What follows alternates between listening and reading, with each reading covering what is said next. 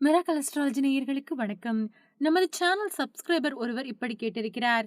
பலனுக்கும் பயனுள்ள கேள்வி இது என்றும் அவரே கேட்டிருக்கிறார். செய்வினை, மாந்திரீகம் எல்லாம் உண்மையா? ஒரு சந்தேகம் வந்துவிட்டால் எப்படி நாங்கள் அதை செக் செய்து கொள்வது? அதிகம் செலவு இல்லாத பரிகாரமாக சொல்லுங்கள்.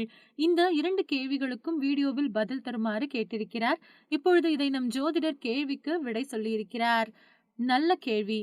பலருக்கும் பதில் பயனுள்ளதாக இருக்கும் என்று நம்புகிறோம். ரிக்வேதத்தில் இது பற்றி தெளிவாக உள்ளது. ஒரு காயினுக்கு எப்படி 2 பக்கம் உள்ளதோ, பகல் இரவு என்று எப்படி ஒரு நாளைக்கு 2 வருகின்றதோ, வெளிச்சம் இருட்டு என்று 2 பக்கம் இருந்தால் நல்ல சக்தி போல தீய சக்திகளும் இருக்கும். இதை கோவில் தெய்வங்கள் என்றும் ஒப்பிடலாம். ஒருவேளை தீய சக்திகள் இருந்தால் எப்படி செலவு செய்யாமல் நீங்களே கண்டுபிடிப்பது என்று இப்பொழுது பார்க்கலாம். சிறிது முருங்கை இலைகளை கிளைகள் இல்லாமல் எடுத்துக்கொள்ள வேண்டும். அதனை நீர் சேர்க்காமல் வெற்றிலை இடிக்கும் உரல் அல்லது மிக்சியில் அரைத்துக் கொள்ள வேண்டும். ஆணாக இருந்தால் வலது கையிலும், பெண்ணாக இருந்தால் இடது கையிலும் சிறிது சாறு பிழிந்து கைகளை 4 நிமிடங்கள் கழித்து திறந்து பார்க்கலாம். எதிர்மறை தீய சக்திகள் இல்லை என்றால் திறந்து பார்க்கும் பொழுது பச்சை நிறத்தில் இருக்கும். ஒருவேளை தீய சக்திகள் இருந்தால் பால் திரிந்து போனது போல திரித்திரியாக இருக்கும். பச்சை நிறம் லேசாக நிறம் மாறி காட்டும். இதை வைத்து தீய சக்திகளின் ஆதிக்கம் உள்ளது என்று தெரிந்து கொள்ளலாம்.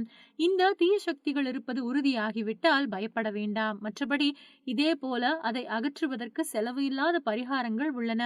இன்னொரு சப்ஸ்கிரைபர் கேட்டிருக்கிறார். நாங்கள் குலதெய்வமாக புகழ்பெற்ற ஒரு கோவிலையும் அதில் உள்ள சாமியையும் வழிபாடு செய்து கொண்டிருக்கிறோம்.